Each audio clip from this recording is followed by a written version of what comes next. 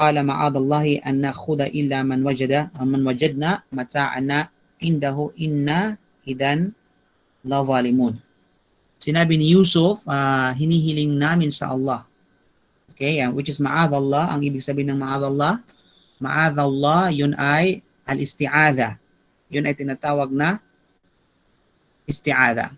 Ibig sabihin ng isti'adha ay pagpapakupkup sa Allah at paghingin sa Allah subhanahu wa ta'ala ng kalinga, proteksyon o anumang katulad nito.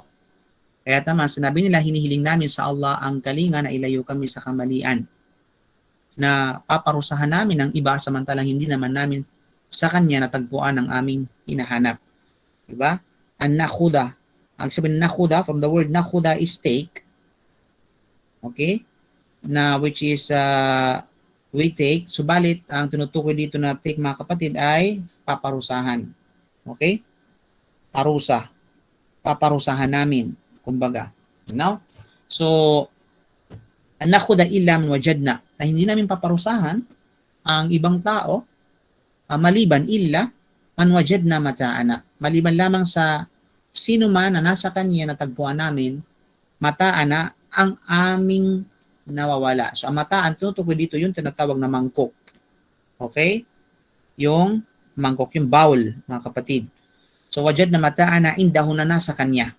So maliban lamang sa sino mang natagpuan namin ang aming mangkok na nasa sa kanya. You know, na nasa kanya.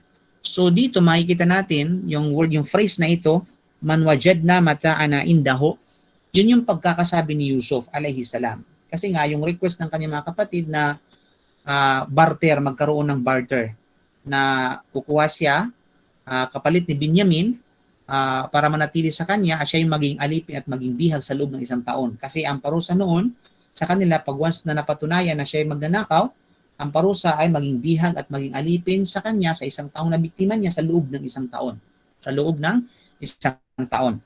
So, yun maging barter. So, para madala nila si Binyamin pabalik kasi yun yung promise nila sa kanilang ama na si Jacob alayhi salam. So, yung phrase na ito makikita natin, napakaganda, napaka-eloquent. Napakaganda ng statement. Sa halip na hindi na sinabi na walam yakul, hindi sinabi na illa man sarika mata'ana inda. Hindi niya sinabi na hindi niya sinabi na siyang nagnakaw. Okay, ang sa halip na sinabi niya is man wajadna.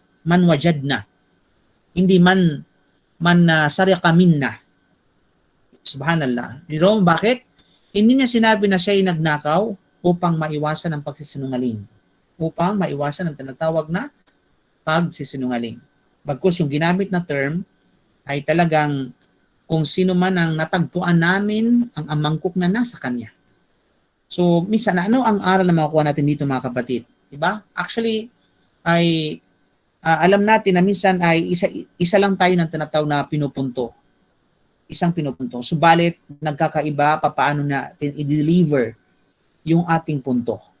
Diba? Kaya ang iba ay mabisa, ang iba ay hindi, ang iba ay wala lang, di ba? Kasi bakit? Depende yan paano i-present yung kanyang tinatawag na statement para sa isang bagay. Di ba? So, siyempre bilang isang Muslim, kaya nga yung pananalita talaga, subhanallah, yung speeches ay talagang ito ay isang art. Isa din tinatawag na art yan. Kaya nga yan, makikita natin yung mga magaling mag-deliver, makikita natin magaling sabihin at mag-present ng Islam o ano pa man ang kanilang i-presenta kasi nga ay napag-aralan nila yon. Kasi nga ay talagang maraming aklat ang kanilang hinalungkat at binasa at maraming kilay ang kanilang sinunog para lamang maabot nila yung tinatawag na field na yun.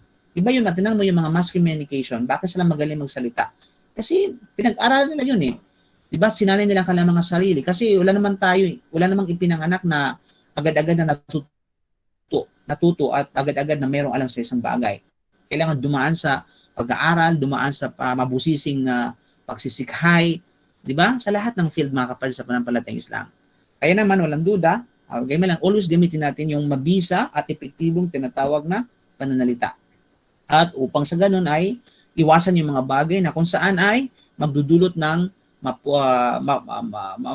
at mapunta at mahulog doon sa kawalan ng saysay o di naman kaya ay kasinungalingan. So illa man wajadna mata'ana indahu inna idhan lavalimun. Dahil kapag nangyari yun ang gagawin namin na paparusahan namin yung tao na hindi naman talaga nakagawa ng pagkakasala talaga, ay magiging kami kabilang sa tinatawag na zalimun, gumagawa ng kasamaan. Kami ay mga wrongdoers. Kami ay mga tunay na oppressor, kumbaga. Kapag yaon ay aming ginawa, magiging kabilang kami sa mga masasamang mga tao. Now, the question is, bago natin ipagpatuloy mga kapatid, bakit hindi pa nagpakilala si Yusuf sa mga panahong yaon sa kanyang mga kapatid tungkol sa kanyang katauhan? Bakit kaya?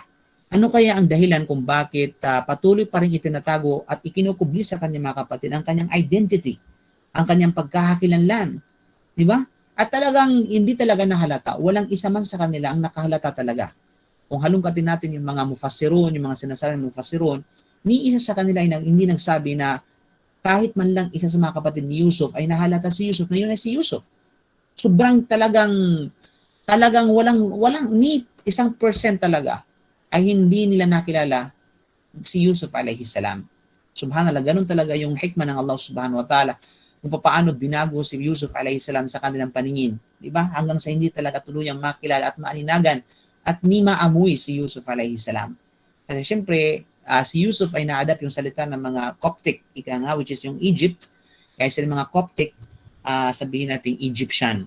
Kaya ibang salita nila doon sa Hebrew na kung saan ay pinalakihan ng kanyang mga kapatid. Kung kaya mga kapatid, ito yung kasagutan kung bakit hindi sa mga panahong yaon na hindi pa nagpakilala si Prophet Yusuf alayhi salam sa kanila tungkol sa kanyang identity.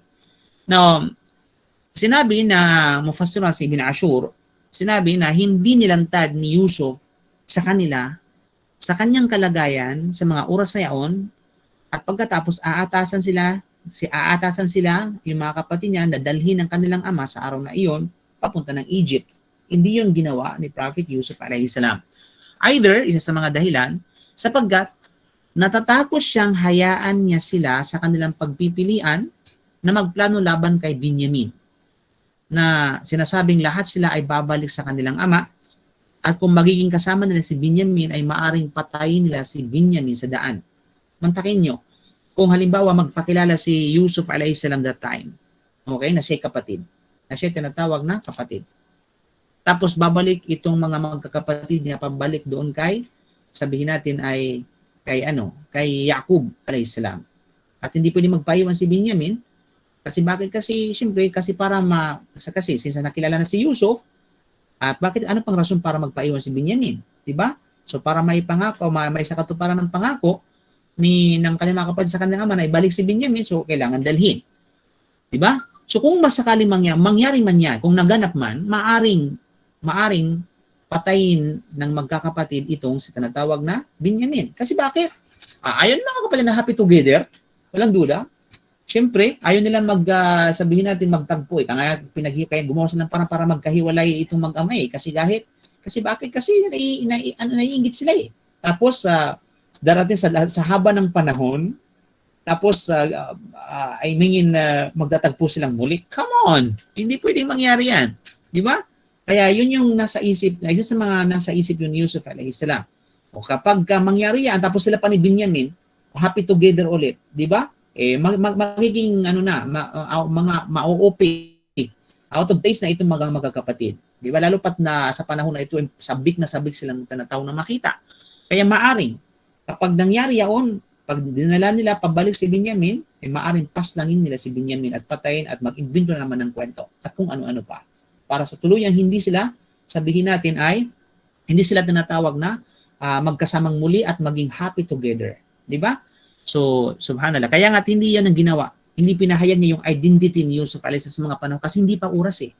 Hindi pa tinatawag na akmang panahon para i-reveal niya kung sino ang kanyang tinatawag na, sabihin natin, kung sino talaga siya. Kung di naman kaya dahil may awayan, isa sa mga dahilan, dahil sa panahong yaon ay mayroong matinding awayan at mayroong kaguluhan sa pagitan ng mga Coptic at ng mga Canaanites. Okay, kasi sila ay mga Canaan sa mga taga sa Palestine, doon sa tinatawag na sa Sham. Samantalang ito ay Coptic, yung mga Coptic people dito sa mga Egyptian. So merong mga problema, may clash, ika nga. Okay?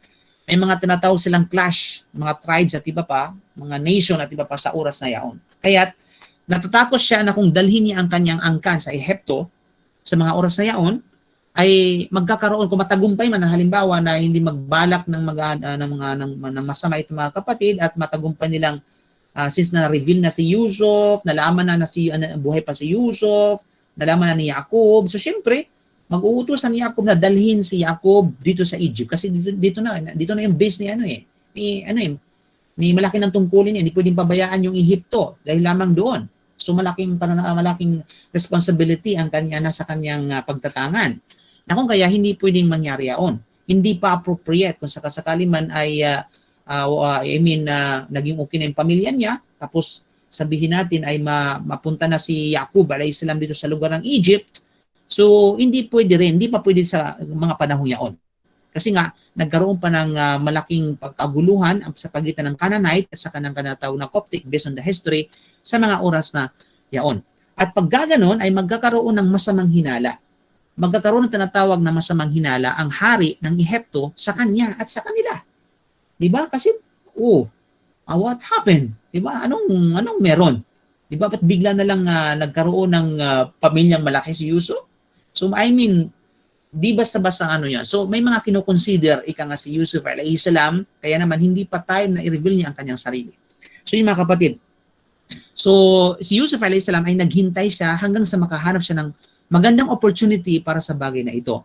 At ang hari ay naging mabait sa kanya, walang duda, at hindi isang bagay ng katapatan sa kanya na gawin ang kinamumuhian o isiping masama sa kanya ng hari at ng tinatawag na kaharian.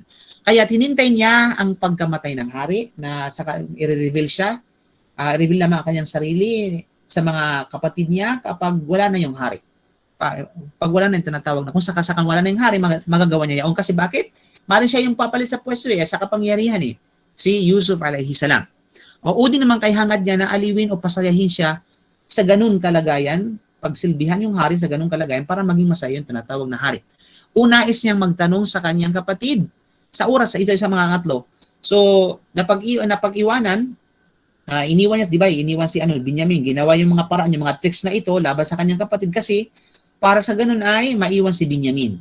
So, isa sa mga dahilan kung bakit niya ginawa yun para maiwan si Binyamin kasama niya habang ang kanilang kapatid ay umuwi na, pabalik kay Jacob alayhis salam, nais niyang magtanong sa kanyang kapatid sa oras na mag-iisa kasama niya, na walang kasama na, tungkol sa mga kalagayan ng kanyang ama, tungkol sa kalagayan ng kanyang pamilya, upang makita kung papaano niya dadalhin sila unang mga ito sa susunod na pagkakataon. So it's kailangan ng well planned. Kailangan ng tinatawag na sabihin natin na minsan kasi kapag nasisira minsan yung hangarin natin sa kagustuhan natin at mabuting hangaran natin sa buhay natin dahil bakit walang plano walang hindi nakaset yung napakagandang plano. Di ba? So, kailangan pagplanuhan mga kapatid sa pananampalatayang Islam para sa ganun ma-achieve natin kung ano man ang naisin natin sa buhay. At ating babanggitin ang bagay na ito, inshallah, sa mga susunod na aya, sa ika-89 na aya sa surah, yung patungkol sa bagay na iyan.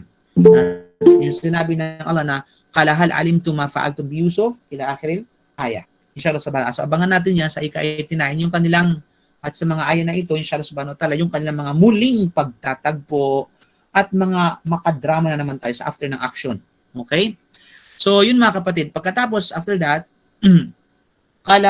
after ng, sa aya, 18 na aya, kung saan sinabi ng Allah subhanahu wa ta'ala, "Falamastai'asu minhu khalasu najiya.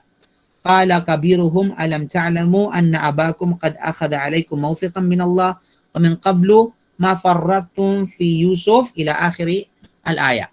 So ito muna yung ating pag-uusapang ay mga kapatid sa pananampalatayang Islam.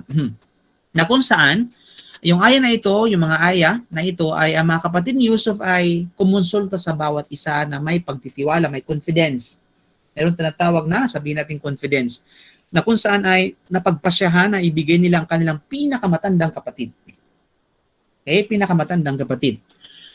Isinalaysay na sa atin ng Allah subhanahu wa ta'ala sa mga aya na ito na ang mga kapatid ni Yusuf alayhis salam ay naging desperado. Sobrang Desperado na nila dahil hindi nila masiguro ang kalayaan ng kanilang kapatid na si Binyamin upang makasama ng tuluyan nila pabalik. Kahit na nagbigay sila ng taimtim na pangako at nanumpa sa kanilang ama na siya ay kanilang ibalik sa kanya. Hindi nila nagawang tuparin yaon ang kanilang pangako sa kanilang ama dahil nga doon sa pangyayari. Kaya naman, palamma istay asuminhu khalaso. Na kung kaya, nung mawala na sila ng pag-asa, which is word na istay aso mga kapatid, istay aso ang ibig sabihin, the word ay yaisa. Okay? Yaisa. At yung sin at sakata dyan, ay sabi na ng ating mga scholar, Imam Tantawi, rahimahullah, ay mula sa tinatawag na mubalaga. Okay? Ibig sabihin ay talagang pagpapasidhi, pagpapatindi. Nangangahulugan lamang na talagang matinding-matindi ang kanilang pagiging desperado. Magiging tinatawala para bang ano pang option meron tayo na para makuha natin at maimbargo natin muli si Binyamin. So talagang sobra silang desperate talaga. Di ba? Kaya naman ang ibang mga tao na sobrang desperate, nagpakamatay sila eh. Uminom ng lason, pinasabog nilang kanilang mga sarili, di ba? Dahil desperado na sa pagbayad ng wala silang mabayad sa utang, pagkabigo sa pag-ibig, ano pa man mga, di ba? Desperado na silang makuha yung kanilang kagustuhan, di ba? So ano na naman ginagawa na sa buhay nila. Na kung kaya nung mawala na sila ng pag-asa, sobrang desperado na nila, natulungan sa kanilang, natugunan sa kanilang kahilingan, ay lumayo sila sa mga tao. Falam mastay aso minho, yun nga, anong minho dito mula sa ano, tinatawag na pagtugon. It is kay Yusuf alayhi salam. Kasi iniisip talaga nila na pumayag si Yusuf sa kanilang mga mabulaklak na mga pananalita, sa kanilang mga sabihin natin flowering words, di ba? Sa kanilang convincing power, sa kanilang makadramang mga estratehiya. Kasi ano sila artistahin since the beginning. Nung, di ba, umiyak pa sila sa harapan ng kanilang ama para sabihin, to convince their father na totoo yung kanilang sinabi na pag kinain ng lubo si Yusuf alayhi salam. Magaling sila magdrama. So balit hindi yan na umubra sa hindi siya umubra sa harapan ni Yusuf alayhi salam, yung drama na yan. Kasi bakit? Alam na ni Yusuf yung kanilang mga tactics at mga estratehiya Kaya talagang hindi sila nagtagumpay. Kaya at amin ho tuntuko dito ay kay Yusuf, kaya at na silang mawala ng pag-asa, desperado na mula sa pag-convince kay Yusuf, khalaso najiya. Khalaso najiya mga kapatid, ang ibig sabihin ng khalaso ay siya ay lumayo. Sila ay tinatawag na nagpakalayo. Okay, mula sa mata ng tao. Okay, khalaso ang ibig sabihin nagpakalayo sila. Okay? Lumayo sila sa mga tinatawag na mga tao. Ang ibig sabihin na lumayo sila mga tao para sa ganun ay bakit? Najiya. Ang ibig sabihin ng najiya mga kapatid, okay, ang najiya ay nagkaroon sila ng consultation. Ang consultation ay sila lang. Yun, ang najiya ay from the word najwa. Okay, Sister Najwa, naalala ko Sister Najwa. Najwa, ang ibig sabihin najwa ay ito ay isang secret consultation na walang sinumang ibang nakahalo. Kaya naman minsan ang najwa, itong secret sa consultation ay ito kasi pribadong tinatawag na pagpupulong. Ano sabi ng sa Mujadila? Innaman najwa minash shaitan. Tunay yung mga secret conversation na yan ay mula sa shaitan. Pag hindi tayo nag-ingat talaga, pag tayo ay nagkaroon ng secret conversation at walang ibang nakakaalam, mag-ingat kayo at matakot sa Allah sapagkat karamihan nito ay mula sa shaitan. You know? So yung mga kapatid sa pananampalatayang Islam, so, nagpupulong-pulong sila. Okay, sila sumasangguni sa isa't isa sa kanilang mga sarili. Ano ba ang gagawin natin? Sige, come on. Okay, gusto niyo yung mga idea, magsilabas na kayo yung mga idea ninyo. Total, dyan naman talaga kayo magaling sa mga pagpaplano na yan Di ba? So, ano ba talaga yung plano natin para makuha natin? Seryoso kasi patay tayo ng ating ama. Kapag bumalik tayo at hindi natin dala si Binyamin, ano yung makakatwiran natin? Ano pa yung kaya niyang ilabas para makuha natin si Binyamin? So, ito yung kanilang consultation sa isa't isa na walang sino mang nakahalo, kundi sila namang mga kapatid. Sila namang mga kapatid. Kasi that time, wala na si Binyamin Si Binyamin ay nasa poder na ni Yusuf alayhi salam. Kasi nga bilang kabayaran doon sa tinatawag na ginawa niya. Okay, nangyari sa kanya. Dahil dito, qala kabiruhum, qala kabiruhum, Ang ibig sabihin at sinabi ng isa ng kabir sa kanila. Now, word na kabir, mga kapatid dito, alam natin ang ibig sabihin ng kabir. Kabir is malaki, yan ang isa ng kabir. Allahu Akbar, Allah is the greatest, ika nga. Then, kabir, ang ibig sabihin, another definition ng kabir ay sabihin natin ay, ano siya, matanda. Pagdating sa edad, siya yung tinatawag na nakakatanda. Nakakatanda. Ang kabir din naman, ito mga pagdating sa tinatawag na kaisipan, ika nga, pagdating sa kaalaman, pagdating sa knowledge, ay tumutukoy sa, ibig sabihin ay akil, makatwiran ng pag-iisip. Ano yun? Makatwiran ng pag-iisip, o di naman kaya siya ay sabihin natin ay marunong mag-isip. Yan ang ibig sabihin ng kabir pagdating sa kaalaman. Magaling siya, dumiskarte, magaling siyang mag-isip, magaling siyang tinatawag na sabi magplano. Yan ang ibig sabihin ng tinatawag na kabir. Kaya naman, nagkaroon ng different interpretation ng mga ulama dito kung ano ba ang ibig sabihin ng kabir. Sinabi ng isa sa kanila ay, ang tinutukoy dito ay, ang nagsabi nito ay nakakatanda sa kanila. At ang kanyang pangalan, tulad ng nabanggit natin, ay si Rubil. So sapagkat isa sa mga pinakamatanda sa kanila ay walang iba kundi si Rubil.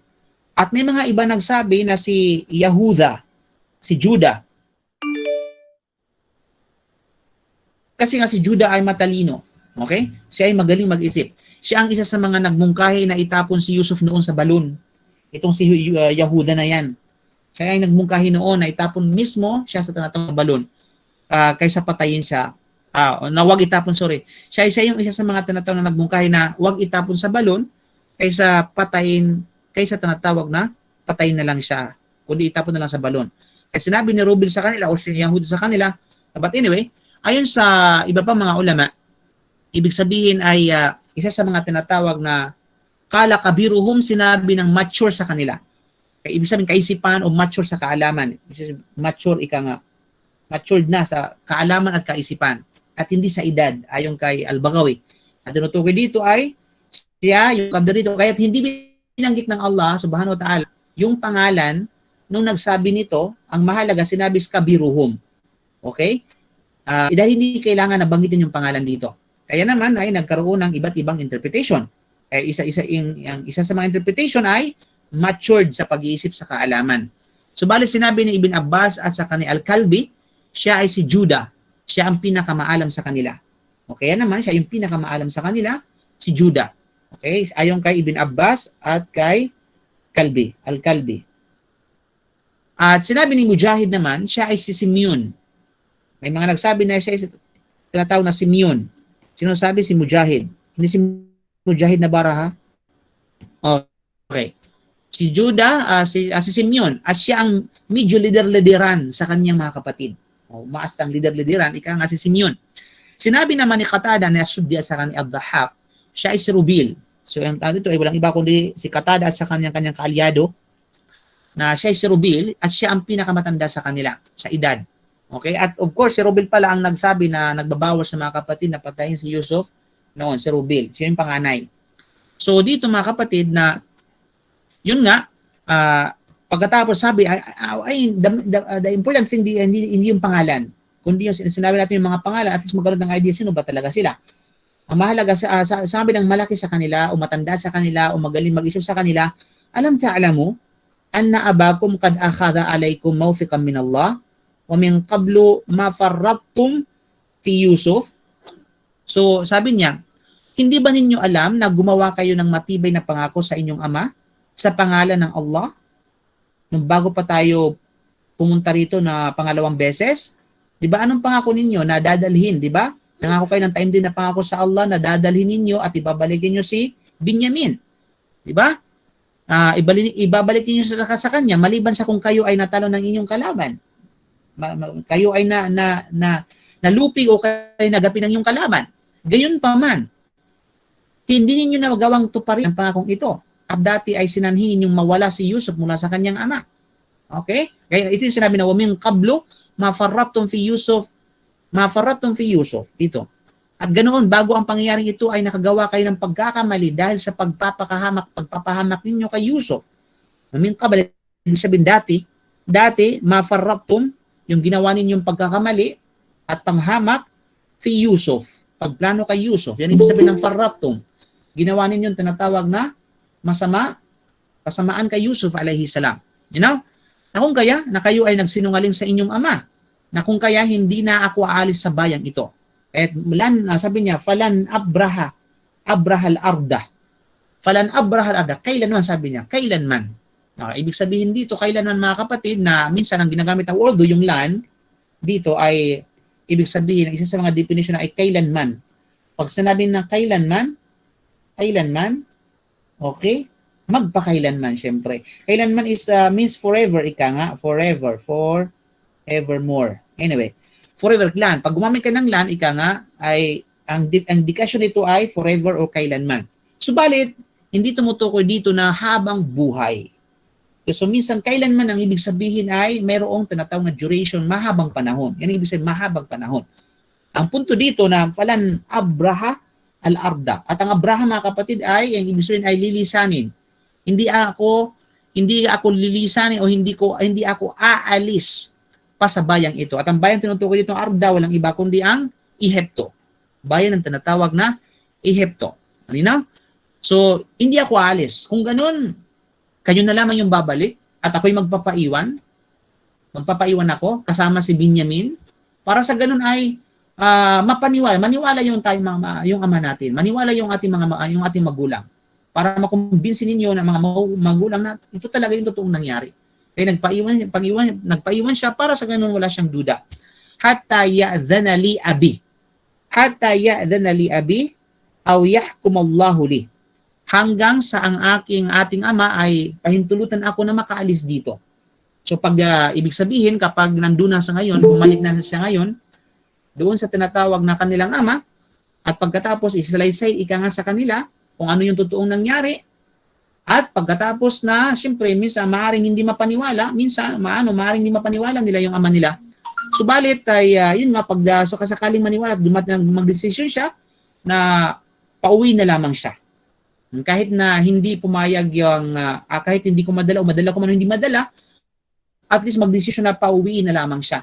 At malugod siya makabalik ako sa kanya para sa ganun ay na hindi tayo pagduduhan pa ng masama o kaya ay ng kasinungalingan. So yun dito mga kapatid, na dahil dito, o di naman kaya sabi niya, yun nga, ibig sabihin ng hatta ya'dhana li abi, hanggang sa ating ama ay pahintulutan ako na makaalis dito, papayagan ako bumalik sa kanya habang siya ay nalulugod sa akin, aw yahkum Allahu li. O di naman kaya ay magpasya ang aking Rab na ako ay paalisin niya rito. So they are Muslims of course mga kapatid. They believe Allah subhanahu wa ta'ala. Diba? So sila ay he's hoping na ang decision ng Allah subhanahu wa ta'ala, ang itinakda ng Allah sa kanya na mapaalis siya dito sa lupain ng Ehipto at magawan ko ng paraan na madala ko ang aking kapatid. Sabi nung kabir sa kanila. Sa pamagitan ng paggamit na dito, aw yahkum ali, ang ibig sabihin ng yahkum ali, aw magpasya sa akin ng aking Panginoon. Yahkum Allahu li. Na ano yung ibig sabihin ng magpasya rito?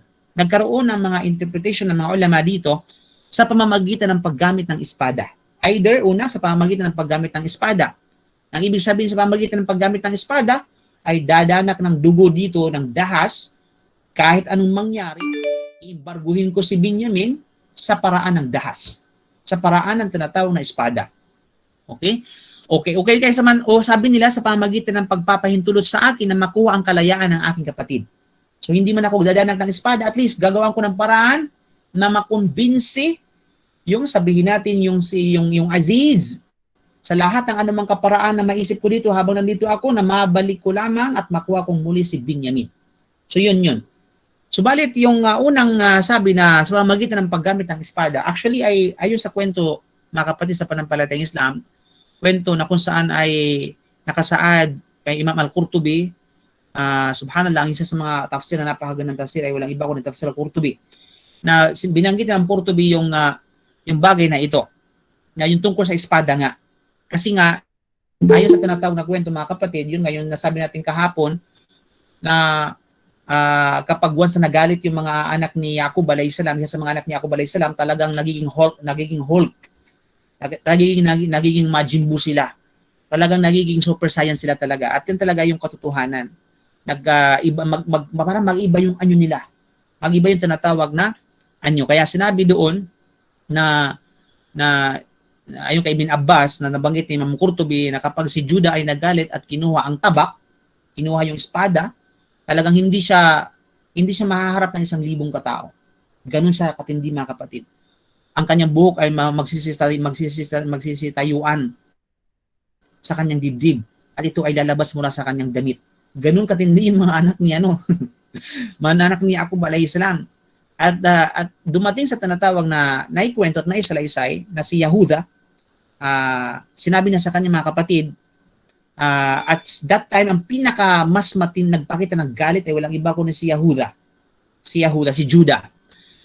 Sabi niya, ako nang bahala. Ako na yung bahala sa king, sa hari, sa Aziz. Ako nang bahala, pati sa kanyang kasamahan. At kayong mga natitira, kayo nang bahala sa the rest of the Egypt. Kayo nang bahala sa kanila. Ano man ang gagawin ninyo, basta bakit? Magdanak ng dugo. Magdanak ng dugo dito, wala akong pakialam. Ang gagawin ko ay para lang mabawi si Benjamin at para hindi magalit sa atin ang ating ama. So yun talaga yung ginawa. O di naman kaya mamili kayo. Kayo nang bahala sa hari ng sa king at pati yung kanyang mga kasamahan niya, at ako nang bahala sa mga sa labas ng tinatawag na palasyo, sa mga pamilihan, sa mga tao. Mashallah, ganun sila kalakas, ka-powerful. Kaya nga usbay, solid brothers. Ganun sila kalakas, mga kapatid. Meron sila mga katahiyan kapag sila nagagalit. Subhanallah. Kaya naman, sabi dito, sabi ni Imam Qurtubi, sabi na, okay, ganito na gawin namin. Sabi mga kapatid, ikaw na yung bahala sa hari. Kaya sabi kay Yahuda, ikaw na lang yung bahala sa hari. Pati yung mga kasamahan dito sa palasyo, at kami na yung bahala sa labas, sa mga merkado, at sabihin na kami na yung bahala, at pati yung mga mananduroon. At dahil dito sinabi ng Qurtubi, فَبَعَثَ وَاحِدًا مِنْ إِخْوَتِهِ فَعَدُّوا أَسْوَاقَ مِصْرَ فَوَجَدُوا فِيهَا 9 أسواق. Yan sa kanila nagpadala, mag-imbestiga ka kung ilan dito yung mga market. At yun nga, sabihin mo sa amin, at natagpuan nila ng market ayon sa narration na 10 ang isa, sa mga narration ay 9. Ibig sabihin ay 9 na mga market. Kasi bakit? Kung 9 na mga market, tamang-tama. Ilan sila? 10. Di ba? So, yung isa ay nasa tinatawag na palasyo, yung bahala pati sa mga nandoon sa palasyo, at yung natitira, i-divide nila yung kanilang mga sarili sa bawat isang tinatawag na merkado. So ito, ikaw sa isang market, at yung isa sa isang market, si Simeon sa isang market, yung isa naman sa isang market, di ba? Si Naphtali sa isang market. So di ba? At bawat isang market, isang merkado, isang pamilihan, mayroong isang kapatid, mayroong anak na si Yaqub alayhi salam doon. Para ano man ang mangyari, talagang magkahagulo, ay sila nang bahala doon. Ganun sila ka-powerful. Subhanallah. At dahil dito, sumai Yahudi at dakal alayhi Yusuf, at pagkatapos ay pumasok si Huda at si Judah kay Yusuf alayhi salam, wakala ayyuhal malik. O ikaw na malik, o ikaw na hari, o namamahala. La in lam takhilla ma'ana akhana la asihanna sihatan. La tabqi fi madinatika hamilan illa asqatat ma fi batniha. Sabi niya, kapag hindi mo ibinalik sa amin ang aming kapatid na si Benjamin, sisigaw ako at ng pinakamalakas na pagsigaw, at walang matitirang mga kababaihan dito sa balat ng Ehipto, maliban lamang na kapag narinig ako, maliban lamang na ilalaglag na ang kanyang tinatawag na pinagdadalang tao. Di ba? Wa kana dhalika khassa fihim al-ghadab. At kabilang nga sa kanilang pangyayari sa kanila kapag sila'y nagagalit talaga, nangyari sa kanila, fa'agdabahu Yusuf wa asma wa qalima. Ito ngayon ito yung sitwasyon pag nagagalit sila. Kaya naman, ito naman si Yusuf, minsan bully, sabi natin bully si Yusuf eh. Anong ginawa ni Yusuf? Nung sila lumapit nga si nung nagsabi sa kanya si Yahuda, lalo pang ginalit ni Yusuf. Ginalit sa ni Yusuf, tapos pinaparinggan ka ng mga sabi-sabi si Yusuf alayhi salam. Kaya faghadiba Yahudan wa ashtadda ghadaba. At muling nagalit si Yusuf o si Yahuda ng mas matindi pang galit. Okay? Wantafajat sya'ratuhu. Ano nangyari nung nagalit siya? Yung kanyang mga balahibo sa kanyang mga katawan, nagsisitayuan. Nagsisitayuan talaga yung kanyang mga balahibo sa tinatawag na sa kanyang katawan. At pagkatapos, subhanallah, sabi ni Imam Qurtubi pa dito, Wa kadha kana kullu wahid min bani Yaqub, at ito yung sitwasyon nga, ito yung status ng lahat ng mga anak ni Yaqub alayhi salam. Kana idha ghadiba ikshara jaldu. Kapag sila ay tinatawag na nagagalit, namamaga ang kanilang mga ang kanilang balat, lumalaki ang kanilang balat, nagiging Hulk nga. Masamang magalit talaga yung mga ito. Nagiging tinatawag na nagiging Hulk. Subhanallah. Ikshara jaldu wantafajat jasadu. Di ba parang magkakak yung kanilang mga bahagi ng kanilang mga katawan. Wa dhahara sya'ratu dhahra. At yung kanilang mga yung kanilang mga balahibo sa katawan nila ay talagang tumitindig, tumatayo at lumalabas sa mga kasuotan nila. Min tahti thawab, min tahti thawb, sa kanilang mga sa ilalim ng kanilang mga kasuotan, hatta taqattara min kulli sya'ratin qatrad dam. Hanggang sa yung lalabas ang dugo sa bawat balahibo. Pinakakatakot talaga, kapatid, parang monster, subhanallah. Okay? So yun ang ginawang pambubuli ni Yusuf alayhi salam. Kasi si Yusuf, pag nagalit, matindi na magalit si Yusuf alayhi salam pag siya nagagalit, kasi lahat ng kapatid, lahat talaga ng anak ni Yaqub, ganun talaga sila magalit.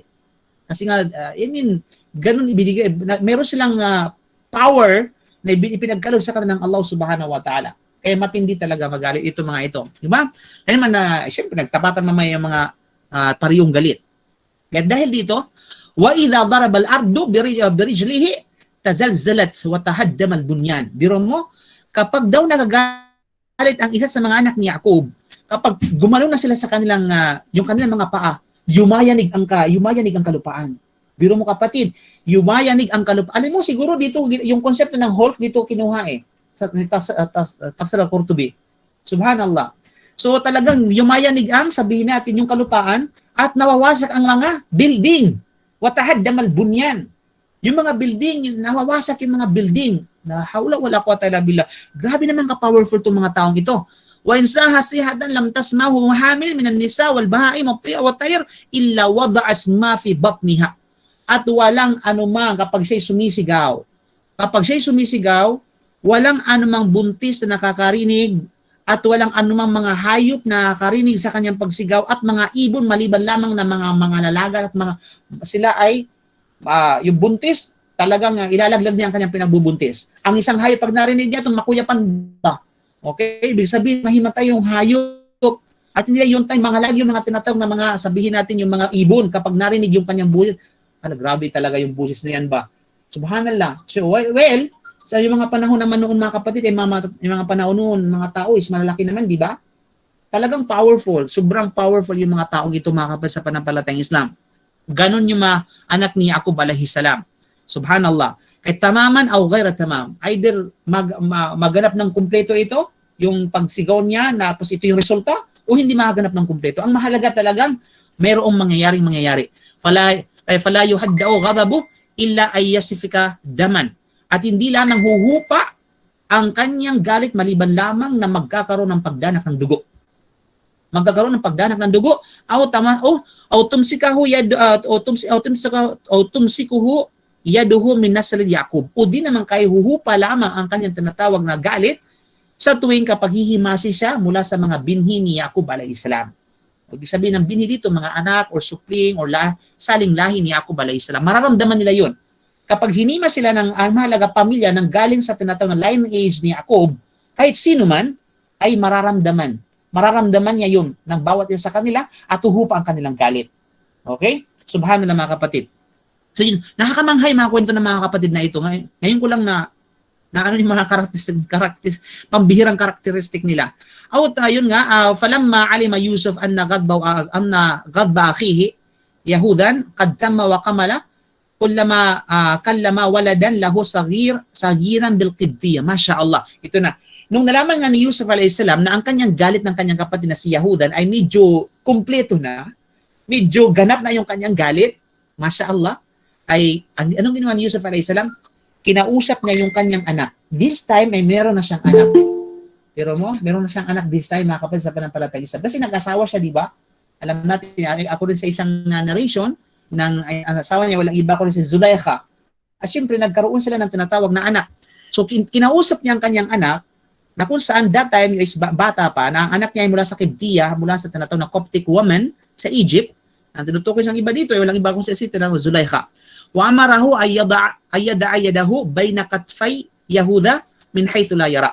At inutusan ni Yusuf alayhi salam yung kanyang anak na ilagay ang kanyang kamay, ang kanyang palad sa pagitan ng tinatawag na balikat ni Yahuda na hindi napapansin ni Yahuda. Na hindi napapansin na tinatawag na ni Yahuda. Fafa'ala fasakana ghadabuh. Kaya naman ginawa ito ng bata at yun nga, puminahon siya, pumupa ang kanyang tinatawag na galit, wa al-kasayf, at pagkatapos itinapon yung tinatawag na yung espada ni Yahuda, faltafat yaminan wa shimalan la'allahu yara ahadan min ikhwatihi falam yara. At pagkatapos tumingin siya ng kaliwat kanan na baka sakali mayroong nakakita doon sa umano sa kanya, humipo sa kanya, umano sa kanya, humipo sa kanya, subalit wala. Wala mang sino walang wala siyang nakitang humipo kasi nga sobrang galit tapos mayroon biglang humipo at yung bata ay biglang umalis, di ba? So wala siyang paano mangyari yun, di ba? So nagtaka siya, kaliwa kanan tumingin siya, wala. So kaya naman anong ginawa niya? Ang ginawa niya, fakharaja musri'an ila ikhwati. Kaya naman nagmadali siyang lumabas. Kasi nagtaka siya, bakit? Kasi yun lang talaga yung paraan na maging mahinahon. Yung anak ni Jacob, sa tuwing magagalit talaga, either magdanap ng dugo, o either merong hahaplos sa kanya. Merong hihima sa kanyang likuran para maging mahinahon. Isa man sa lineage ni Jacob alayhi salam. Kaya nagtaka siya, kaya nga, nung humina nawala na yung kanyang galit, nagtaka siya yung umaplos sa kanya. Na mula sa kanyang tinatawag na likuran, na samantalang yung kanyang mga kapatid nasa labas. Okay. Kaya dahil dito mga kapatid, nagmadali siyang lumabas ngayon papunta doon sa kanyang kapatid. Wakala, hal hadarani minkum ahadun? Kayo ba, isa ba sa inyo ay meron akong kasama kanina? Sabi ng mga kapatid niya, kalula. Wala. Wala. Nandun kami sa bawat merkado. Nag-abang na kami doon. Kala, fa'ayna dhahaba Sham'un? Nasaan si Sham'un? Sabi na, nasaan si Sham'un? Kalo, dhahaba ila al-jabal. Si Sham'un ay pumunta doon sa kabundukan. Fakaraja falaqiya, kaya naman ang ginawa ni Yahuda pumunta doon kay Sham'un para salubungin, wakad ihtamala sakhratan azimatan. Anong ginawa? Nakita ito ngayon ni Yahuda, si Simeon, merong napakalaking daladalang bato galing sa kabundukan. Ano gagawin niya dito mga kapatid? Kala matas na hadihi. Ano gagawin mo sa mga batong ito? Kala adhabu ila suqil ladhi waqa'a fi nasibi ashdahu biha ru'usa kulli man fi. Itong bato na ito na dala-dala ko, ito yung pamumupok ko doon sa markado, sa market na naka-assign ako at lahat ng mga tao doon ay pupukpukun ko ang kanilang mga ulo. Ganun sila kapatid. Subhanallah. Yes, parang sila mga Power Ranger, mga Avengers. Di ba? Subhanallah. So ito na yung, kasi handang-handa na ako kasi magdalang ng dugo, ako na bahala sa merkado na ito. Lahat ng mga tao, pupukpukin ko yung lahat ng kanilang mga ulo. Di ba? Sila ba? Alam mo yung mga nasa movie, mga mahilig dito yung mga mga Chinese. Kaya dahil dito mga kapatid, kala, farudduha o alqiya fil bahar. Sabi mo, ibalik mo yan. Okay, tapon mo yan. Okay, tapon mo sa tinatawag na itapon mo sa karagatan. Ibig sabihin, ganun sila kalaking tao. Subhanallah. Wala tatahaddath na, wala tuhaddith na hadath at huwag ka magsalita ng ano paman. Walladhi ittakhala Ibrahim khalila laqad massani qaf min nasl Yaqub. Sabi niya, sumusumpa ako sa gumawa ng Khalil kay Ibrahim. Sumusumpa ako sa siyang nagturing na Khalil, nagturing kay Khalil na bilang nagturing kay Ibrahim bilang Khalil. Sabi niya, tunay na merong humipo sa akin. Merong humaplos sa akin mula sa binhi o saling lahi ni Yaqub. So doon siya nagtaka, sino kaya yun? Okay? Sino kaya yun? Kaya mga kapatid sa panampalatayang Islam, tuloy pa natin ang kwento natin. Tayo sa kwento. So madakalo ala Yusuf. Kasi maganda yung kwento na ito. Ito yung makabuan ng kwento natin, subhanallah. At pagkatapos, anong ginawa nila? Pumunta silang lahat doon kay Yusuf alayhi salam. Pumunta. Wa kana Yusuf ashadduhum batsha. Hindi nila alam, since na hindi nila alam si Yusuf na yaon, that time mas matinding magalit si Yusuf alayhi salam. Mas makapangyarihan at mas malakas si Yusuf alayhi salam. Kasi bakit siya? Well, it makes sense. Bakit? Kasi mga kapatid matatanda na. Samantalang si Yusuf that time is medyo kalakasan pa ng kanyang mga pangatawan. Kaya naman si Yusuf that time ay mas malakas kaysa sa kanila. Ashadduhum batsha. Fakala ya ma'shar al-Ibraniyin, o kayong mga taga-Hebro, mga nagsasalita ng mga Hebro, atadhunnuna annahu laysa ahadun minkum ashaddu quwwa? Inaakala ba ninyo na walang mas higit pang lakas kaysa sa inyo? Na wala nang mas malakas kaysa sa inyo? Inaakala ba ninyo yan? Magtutuos tayo, halika. So, sinusobrahan ko lang yung kwento. Okay.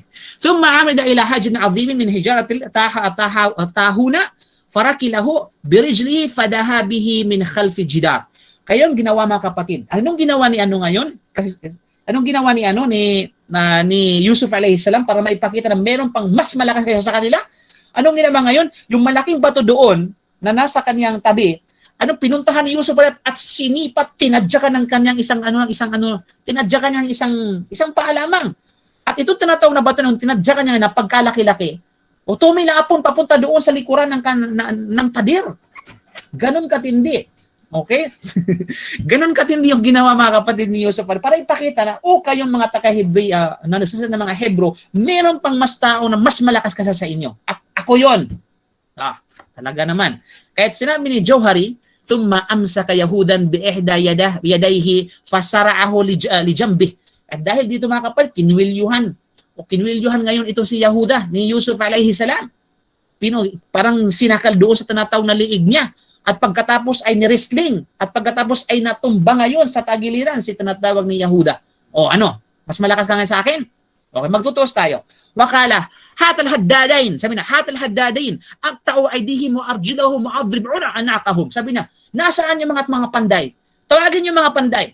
At bigyan ako ng tinatawag na taga. At tatagain ko itong mga nila. Biro mo? At tatagain ko ang kanilang mga kamay. Tatagain ko ang kanilang mga paa. At tatagain ko ang kanilang mga liig. Ganun si Yusuf alayhi salam mga kapatid. Subhanallah. So, ganun katindi yung action na nangyari. Subhanallah mga kapatid sa pananampalatayang Islam. Summa sa'ida ala saririhi wa jalasa ala firashi. Yusuf alayhi salam, after that siya ay nagtungo sa kanyang tinatawag na sarir, sa kanyang higaan, at pagkatapos umupo siya sa kanyang tinatawag na higaan, wa amara bisawa'i fa wada'a bayna yaday. Siya ay nag-utos na yung espada malaking tabak na ilagay sa pagitan ng sa kanyang kamay, ilagay sa kanyang mga kamay, thumma nakratan fakhraja dhanino. At dahil dito mga kapatid, siya ay tinatawag na para siyang merong parang kinuntsaba kumbaga, na parang magkaroon ng idea at maging madrama yung tinatawag na kwento, ika nga. Gumanon siya. At meron tinatawag na pahayag na para sabihin na ipakita sa mga kapatid niya na para malaman, paano nalaman ng Aziz na ito, yung totoong nangyaring ginawa na mga kapatid niya ay pinaalala. Kaya ang ginawa ni Yusuf alayhi, ganito yung ginawa sa Surah. Faltafat ilayhi maqala ataduna ma yaqul. Sabi niya, alam niyo ba kung sino yon? Anong sinasabi sa akin ng mga yon? Mayroong sinasabi sa akin na ito yung mga ginagawa ninyo noon pa at ibinunyag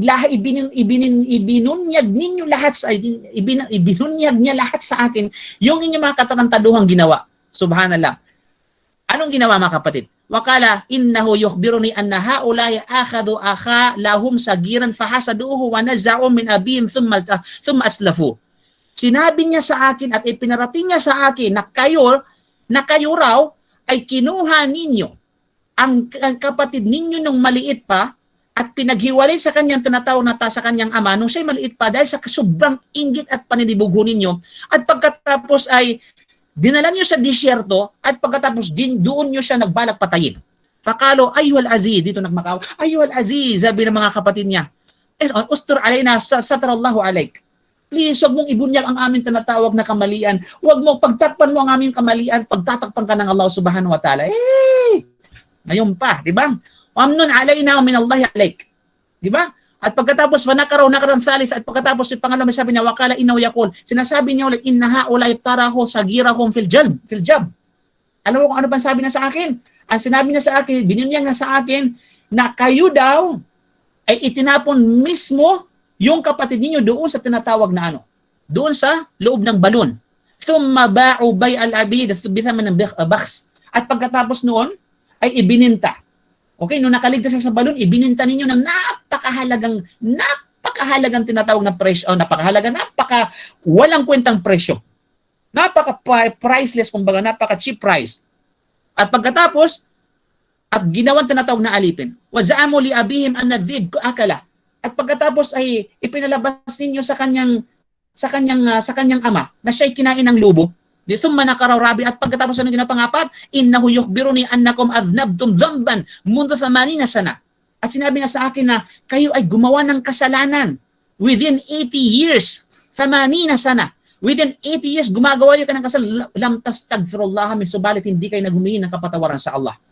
Walam tatubu ilay, at hindi kayo ay nagbalik loob sa Allah subhanahu wa ta'ala. Thumma nakaraw khamis, at pang-alimang beses, wakala innahu yaqul, sinasabi niya, inna akhahum alladhi za'amu annahu halaka lan tadhhab al-yawm hatta yarji'a fayukhbiran nasa bima sana'u.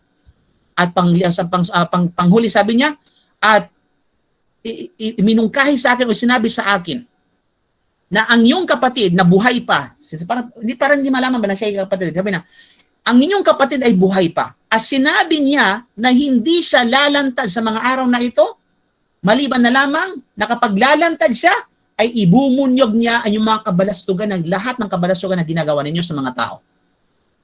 Oh, yan na. Thumma nakarasali sa wakala innahu yaqul, at pagkatapos pang-anim na beses, sinasabi niya sa akin, law kuntum anbiya aw bani anbiya ma kadzabtum wala aqaqtum walidakum.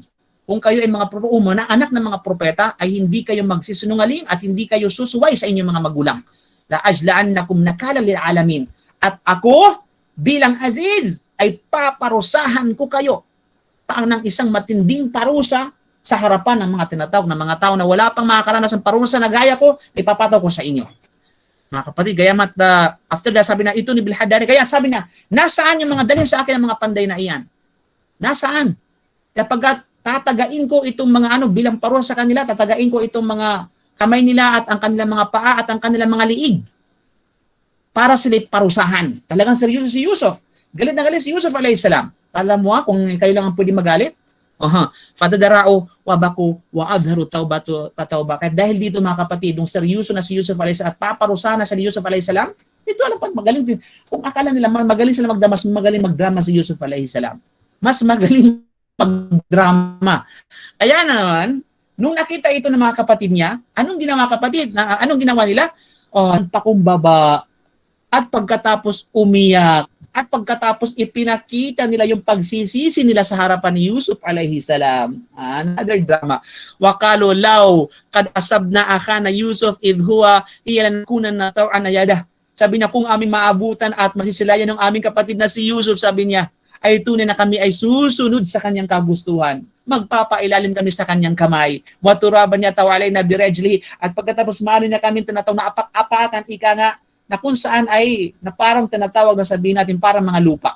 Biro mo? Ganun sila na. Kasi wala na sila. Kahit walang maraadali kay Yusuf min ikhwatihi baka wakala lahu. At dahil dito yung sitwasyon, ika nga, nakita ni Yusuf alayhis salam na talagang umiiyak sila. Umiyak din si Yusuf alayhis salam. Hindi na matiis yung kanyang kapatid. Okay? At pagkatapos sinabi niya, sinabi niya sa kanila, ukhruju anni.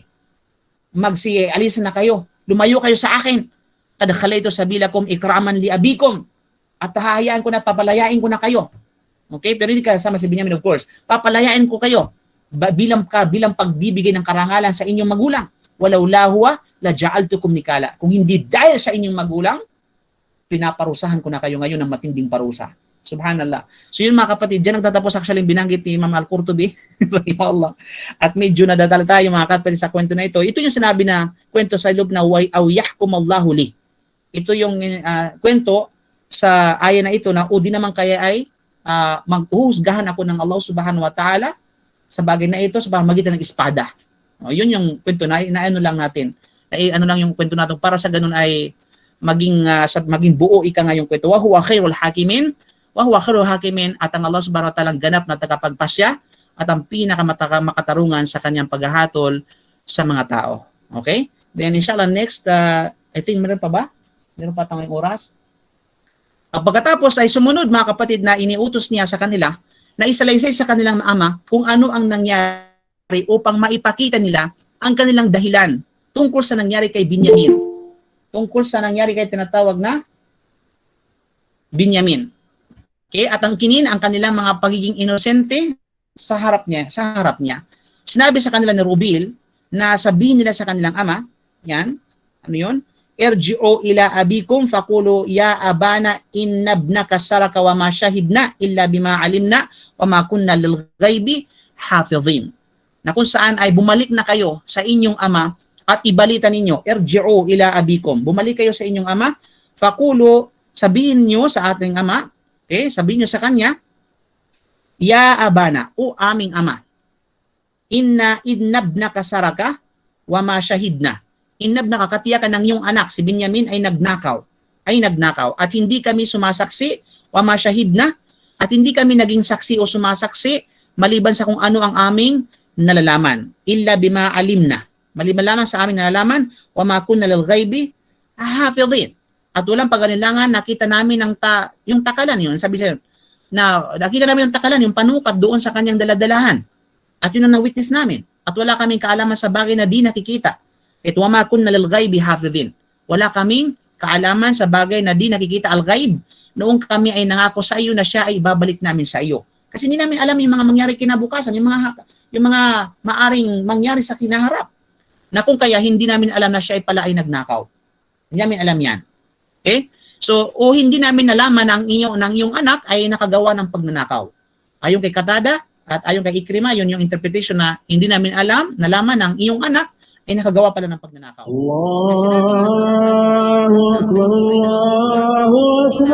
Alam na inakaw ni Binyamin ang isang bagay na pag-aari ng hari. Sinabi lamang namin ang parusa ng magnanakaw. Di ba? Kasi di ba bago pa sila investigahan, sinabi mayroong tinatawag na nawala. So bago pa ginawa ang tinatawag na ang inspection, ay meron ng confirmation mismo tungkol sa tinatawag na parusa ng pagnanakaw, at least galing sa kanila. Ito yung sinabi lamang namin ang parusa ng magnanakaw. Yun ang parusa. Pero wala kaming idea na yung nagnakaw pala ay si Binyamin. Diba? So anong gagawin namin? Dahil dito, was'alil qaryati allati kunna fiha wal 'ira allati aqbalna fiha wa inna lasadiqun. At nang sila ay nakabalik na sa kanilang bayan at makaraan nilang ikwento sa kanilang ama, ang nangyari ay hiniling nila sa kanya na tiyakin ang anumang kanilang ipinahayag. Apurbahan ba? Ibig sabihin ay patutuhanan. At kanilang sinabi, is'al, was'alil qarya. Was'alil qarya, ibig sabihin ng was'alil qarya ay tanungin ninyo o aming ama, ang mga taga-Ehipto. Ang karya tinutukoy dito ay walang iba kundi actually, ang karya is village. Tanungin ninyo yung mga taga-Ehipto at ang mga caravan, yung mga karawan, yung mga convoy na mga nakasabay namin. Allati kunna fiha al-'ira. Na kung saan yun kasabay namin doon yung awal-'ira, ibig sabihin yung convoy na dala-dala yung mga loads. Tanungin niyo sila kung ano ang nangyari. At namin, dahil tiyak na mapapatunayan ninyo na kami ay totoo sa mga ikinuwento namin sa iyo. Allati akbalna fiha, yun nga, nakasama namin, na papunta rito, pabalik, wa inna lasadikun, at matutungayan ninyo na kami ay nagsasabi ng katotohanan. Yung aming mga kwento ay totoo. Patungkol sa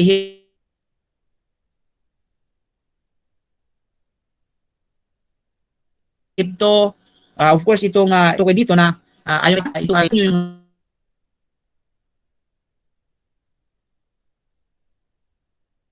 mga tao sa Ehipto. Ang karavan, lati akbal na fiha, at ang karavan na mga nakasabay namin dahil tiyak na mapapatunayan ninyo ang tungkol sa aming pagiging makatotohanan, pagiging katapatan, proteksyon, at taus-pusong pangangalaga. Okay, wa inna lasadikon. At kami ay mga makatotohanan. Okay? Na kami ay totoo sa mga ikwento namin sa iyo.